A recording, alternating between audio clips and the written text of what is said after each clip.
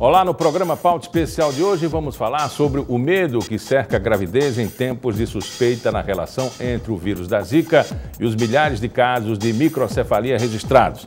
Vamos conhecer os diferentes cursos oferecidos para os servidores públicos pela Escola de Governo do Estado e uma exposição fotográfica sobre a vida urbana e a intervenção nas obras do arquiteto Oscar Niemeyer.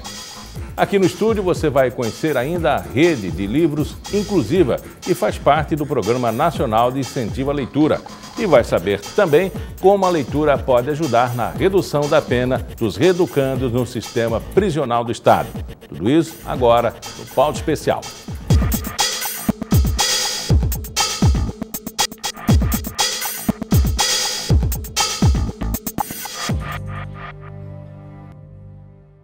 A suspeita de que há relação entre o vírus da Zika e os milhares de casos de microcefalia registrados em vários países levou a Organização Mundial de Saúde a declarar emergência internacional. Enquanto isso, o medo e a incerteza fazem da gravidez um momento de muita tensão.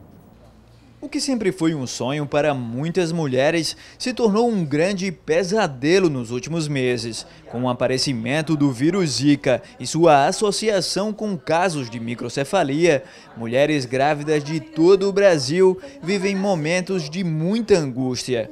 Karine está grávida de 15 semanas de seu segundo filho. Desde que soube da gravidez, passou a tomar todos os cuidados possíveis contra o Aedes aegypti. Em casa ou no trabalho, todo cuidado é pouco. Na bolsa ela tem um arsenal de repelentes. Para sair de casa, só de calça e blusa de manga longa. Parar de sair à noite, nos horários que o mosquito geralmente fica solto. Parar de frequentar ambientes com muita gente. Comecei a me isolar muito. Pelo menos nos 3 primeiros meses eu fiquei trancada dentro de casa. Dentro do quarto com o ar-condicionado ligado. Praticamente isso, uma prisioneira. E apesar de todo esse cuidado, o risco anda sempre por perto. Ela já matou o Aedes aegypti em casa e também no trabalho. E por estar tão perto do problema e pelo excesso de incertezas sobre a ação do vírus em bebês, Karine vive um momento de muito medo. A gente fica tranquila com relação, porque quando é no início da formação do cérebro ainda, aquela coisa, né? Então a gente fica com mais medo. Mas agora não quer dizer que não possa ter, né? Dizem que tem que proteger, então a pessoa não vai ficar livre nunca dessa. De acordo com a Secretaria de Estado da Saúde, já são 198 casos suspeitos de microcefalia em Alagoas. São 193 casos de bebês recém-nascidos e outros 5 de bebês ainda no útero. O estado é o 6º do país em número de casos suspeitos. Este infectologista diz que ainda há muito a ser estudado sobre a relação do vírus Zika com casos de microcefalia em bebês. Para ele, a situação é muito séria, tanto que chega a aconselhar que as mulheres evitem a gravidez neste momento. É uma decisão muito pessoal, porque o sonho da maternidade é algo muito individual. Mas nesse momento, eu pediria à minha filha que não engravidasse. Se eu fizesse diferente, eu iria contra as minhas convicções. Eu fui formado para evitar que os outros sofram. E quem já está grávida deve sim tomar todos os cuidados. O uso de repelente é muito importante, mas é preciso escolher um tipo eficiente e que possa ser usado por grávidas. Esta dermatologista diz que receitas caseiras devem ser evitadas. O ideal é comprar os que são vendidos em supermercados e farmácias. Tanto faz se vai ser o spray, se vai ser loção, o importante é que seja aplicado de maneira uniforme para não deixar nenhuma brechinha ali para picada. E é importante que a gestante lave as mãos após o uso do repelente, para que ela não coloque próximo das mucosas, né, dos olhos, da boca, do nariz. E basicamente esses são os cuidados principais. Um livro abre horizontes, amplia o conhecimento, faz a pessoa viajar sem sair do lugar. Mas, infelizmente, o hábito da leitura não é algo comum entre os brasileiros. Um levantamento recente do Instituto ProLivro diz que apenas metade da população brasileira é composta de leitores, ou seja, pessoas que leram pelo menos um livro nos últimos 3 meses.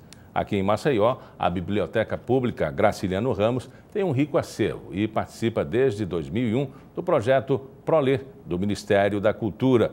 No ano passado foi fundada uma rede de leitura inclusiva. A ideia é estimular o hábito de ampliar o acesso aos livros, também entre as pessoas com deficiência. Quem explica melhor para a gente é a Mira Dantas, coordenadora da Biblioteca Pública Graciliano Ramos.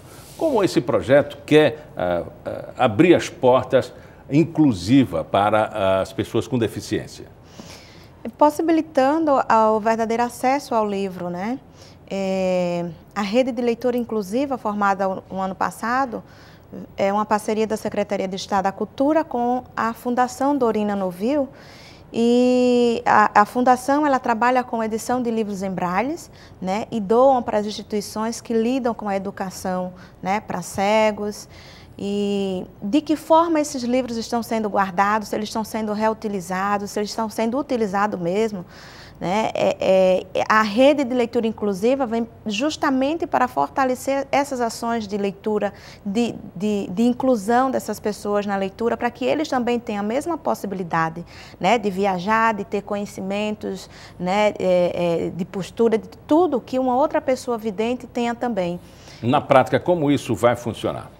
A rede de leitura inclusiva, oferecemos oficinas, né, capacitando professores, professores que trabalham, por exemplo, na Escola Ciro Acioli, professores que trabalham em instituições que lidam com um deficiente visual, né? Além de oficinas, a pauta da reunião que aconteceu ontem, do segundo encontro da Rede de Leitura Inclusiva, foi justamente para estar unindo as ações que existem em cada instituição para que dê maior visibilidade, né, às ações particulares de cada instituição.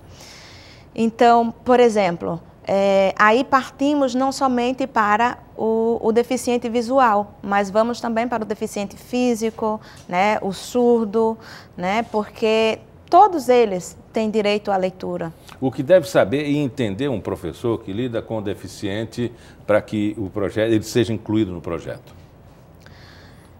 Primeiro, ele tem que ter a sensibilidade de entender que aquela pessoa, independente da deficiência que possa existir, é um ser humano, né? E que precisa de crescimento, né? Assim como qualquer outro.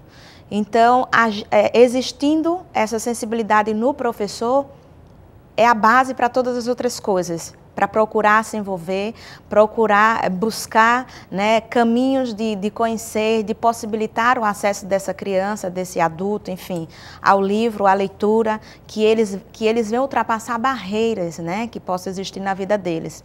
Como exemplo, tem uma professora do município de Maceió, que leva os seus alunos autistas, síndrome de Down, né, com deficiência mental, para a biblioteca pública. E eles ficam maravilhados. Existe uma literatura específica para isso? Ou uma coleção que atenda às diferentes deficiências? Existem coleções específicas para o cego e para o surdo, mas para o autismo, para o DI, não existe.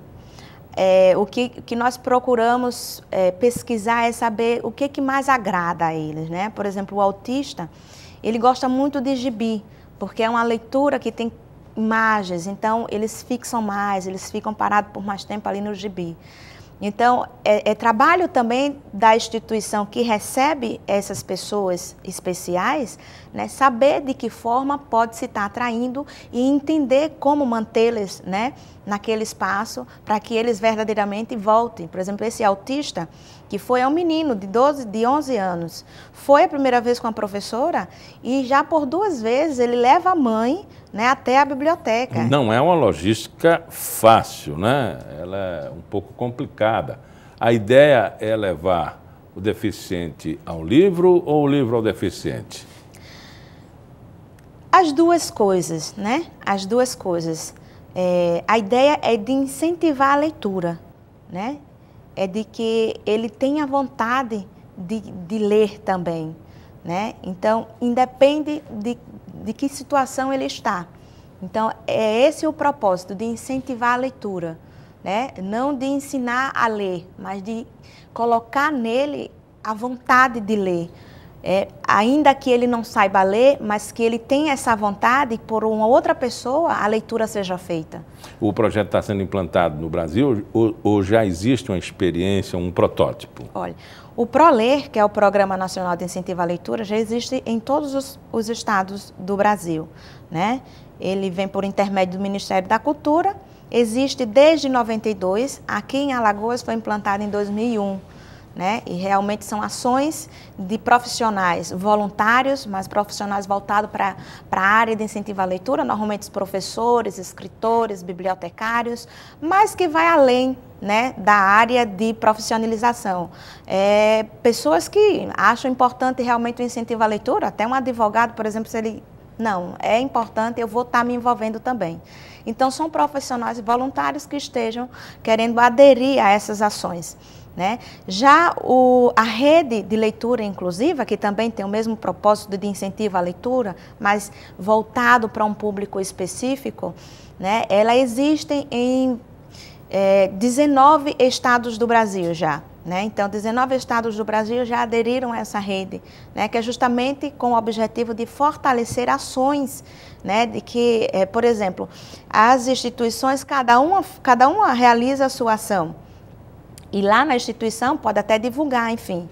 Mas quando há um elo entre todas as instituições, independente de ser estadual, municipal, federal, ou uma ONG, enfim, né? Quando há esse elo em que a gente consegue juntar todas essas ações e possibilitar uma maior visibilidade para que as pessoas que não têm nenhum tipo de deficiência, elas consigam enxergar que temos pessoas que precisam da maior atenção, que temos cadeirantes que precisam também ter um acesso, assim como nós que não temos nenhuma deficiência também precisa ter acesso, que temos muitos cegos que precisam também ter acesso ao mesmo que a gente tem acesso. Então, é também de sensibilizar a população, né, de modo geral, que essas pessoas existem, que essas pessoas também precisam habitar e andar e correr pelo mesmo espaço que nós também temos direito. A senhora falou em planejamento, em treinamento, enfim, e quando é que isso vai ser colocado em prática para o deficiente? Ontem, né, iniciamos o segundo encontro, onde a pauta seria realmente o planejamento, né, para a produção de um calendário de ações para este ano. Né? Seria justamente da unificação das ações existentes em cada instituição e outros mais que a gente pudesse idealizar. Né? Iniciamos ontem o debate sobre essa questão, né? Ficamos de marcar uma próxima reunião, né, para poder realmente fundir mais esse calendário para que ele venha realmente existir, né, e de fato, né, possa estar dando uma maior visibilidade ao povo alagoano, né, principalmente ao povo alagoano. Conversamos com a Mira Dantas, coordenadora da Biblioteca Pública Graciliano Ramos e organizadora do projeto de incentivo à leitura. Muito obrigado pela entrevista. Obrigada. No próximo bloco, a gente volta a falar da leitura, desta vez sobre um projeto que quer estimular o hábito entre os reeducandos do sistema prisional. Mas você vai conhecer os vários cursos oferecidos pela Escola de Governo aos servidores do Estado. E também uma exposição de fotos que mostram um pouco da obra de Oscar Niemeyer. Pauta especial volta logo depois do intervalo.